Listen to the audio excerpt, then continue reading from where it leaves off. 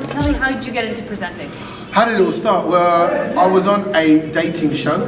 I was where it all started, and one of the producers there said, "You're a bit different. You got something." I went, "Gee, could I be a star?" And it was kind of like that. And he put me in touch, and I was very lucky. I went for one audition for a kind of magazine-style pop show, being a roving reporter out and about, talking to the stars. And that's a microphone, by the way. Yeah, I can tell. Yeah, okay. And that was it. I got that first gig, so I was quite lucky. Did that, got into voiceover, and it just kept coming my way. Fortunately, I didn't really have to try too hard. One magical power. Oh, there'd be lots. I'd want a combination. I wouldn't want to settle for one. See, it's that whole kind of.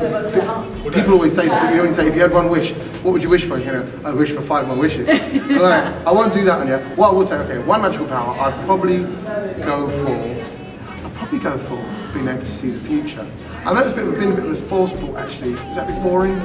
It's pretty bit boring. But if you can see the future, then you can predict kind of mishaps. You can tip people off. Yeah. Lottery numbers.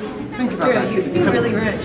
You know, I would buddy up with like people like Bill Gates. Yeah. Just kind of I know you're nobody now. I'd love to be your friend. I've got an idea. Windows 7, and he was like, "What's Windows?" Just be really ahead of the game. I came up with it. Yeah. Did you come up with it? No, I didn't. I don't know what Windows are up to right now. Shows how rubbish I am. Or like, you know, to be part of Facebook, just be crept on in there. How cool would that be now? Yeah. So future telling. Yeah, I'll be mystic. Kabir Bendi's here. Just got to say hello. How are you, sir? Are you okay? I'm good. How long are you in town for?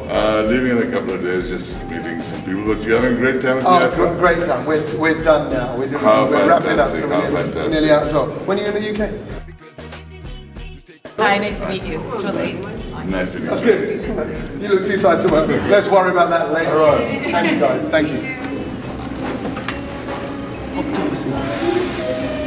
He was a bad guy in the Jane. Oh yeah. So who were you wearing? It was a guy called Ziggy, who's a designer out of the Midlands. Okay. He's a very creative guy, and what he does is that kind of stuff. He takes a Sherwani and just mixes it up, makes it look a bit more modern. And unfortunately, the pieces that he makes when he's designing them are my size. Normally, they don't make them for guys that are 6'3". Yeah. They make them smaller because they want to save the material. And so, unfortunately, he makes my big ones. And I go in and he kind of goes, "Here are a load of sections. And if you got the figure, you got to show it off."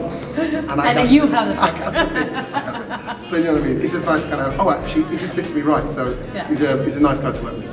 Jugni is, for me, straight away, the first thing I think of is a song. I remember having that track, Jugni, on tape, on cassette, and playing it over and over again. So the first thing I think of is that. On behalf of the BBC and everybody in the UK, we'd like to say hello to everyone at Jugni Star. We love you and we love Canada. Thank you so much, for you as well, for looking after us and being so kind. Thank you, Jyoti, and we love you all.